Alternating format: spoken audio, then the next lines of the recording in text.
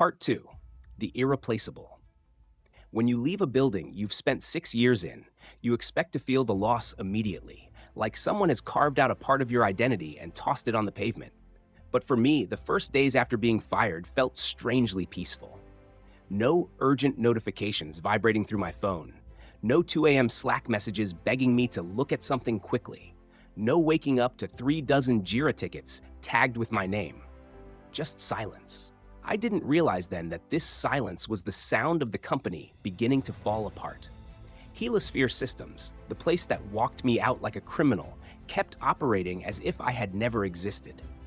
They posted inspirational quotes on LinkedIn. They bragged about new leadership direction. They even announced they were restructuring for innovation, which was corporate code for "we have no idea what we're doing." Meanwhile, I did the only thing I could. I kept moving forward.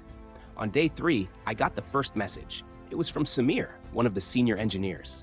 "Hey, weird question. Do you have a minute?" I told him to call. He didn't even say hello. He just blurted out, "No one can get the data pipeline running." I frowned. "Why not?" "Because," he sighed, "no one knows how it works. You built it." "Yes, but I documented." "No," he cut in. "You wrote documentation for what people needed to understand, not how everything is threaded together underneath. The scaffolding, the stuff you patched and rebuilt in emergencies. No one knows that part." I rubbed my face. Of course they didn't. I did that at 3 a.m. during crises while everyone else slept. "How bad is it?" I asked. A pause. Then, "We're losing clients." I felt a twist in my chest. He wasn't being dramatic. If the pipeline failed, the entire product degraded. It wouldn't break instantly, but the dominoes would start falling. That was the beginning. The next day, another message came from Lila, a front-end engineer. "Do you remember the authentication service? It's rejecting half the users." I remembered. Of course I did. I rebuilt that system after it had been duct-taped together for years. "I made a backup plan," I said. "It reroutes after 3 failed attempts." "Well," she said, "none of us can find the backup plan." I closed my eyes. It wasn't vanity. I really had been the only one who understood the details. Not because I hoarded information, but because no one else wanted to take responsibility for crucial parts of the system. And now that I was gone, every ignored warning, every half-finished task, every quiet emergency I fixed alone was coming back to life. Within 10 days, layoffs had already started. Within 2 weeks, Helisphere's customer complaints doubled. Within 3, they hit a record high. I told myself this wasn't my fault, but I knew the truth. They had fired the only person who understood the foundations. By week 4, word reached me that Helisphere hired 2 consultants to reverse engineer my work.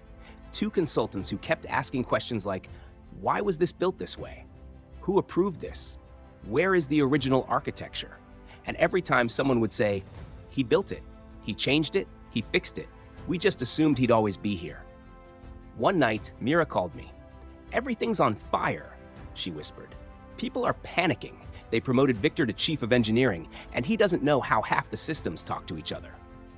I laughed, not because it was funny, but because the irony was too perfect.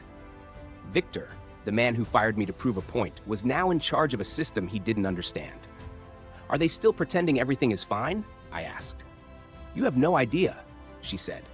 "They forced us to write an internal memo saying the recent outages were part of planned improvements." Typical, classic, pathetic. Then Mira lowered her voice. "There's something else, something you need to see." She sent me a screenshot. Victor in a board meeting, looking pale. Behind him, a slide titled "Root Cause Analysis, System Architecture Unknown, Unknown." Unknown? I spent 6 years building that thing. 6 years making sure it stayed alive through patches, upgrades, outages, and disasters. And the moment I walked out, the whole thing became a black box. No documentation, no understanding, no leadership, nothing. I wasn't proud. I wasn't smug. I was stunned. I had never realized how much the company relied on me because they never acknowledged it. They took the stability for granted, assumed someone else would fill in the gaps, assumed I would always be there to catch their mistakes. But once I was gone, the cracks became chasms. And every day, those cracks widened. By the end of the second month, Helisphere Systems, a company worth nearly $500 million, was now losing clients faster than they could count. All because they fired the wrong person. all because Victor wanted to prove I wasn't essential. And deep down, in a quiet, private place, I knew the truth. The silence was ending. The collapse was coming. And it was going to be loud. Like and follow for the next part.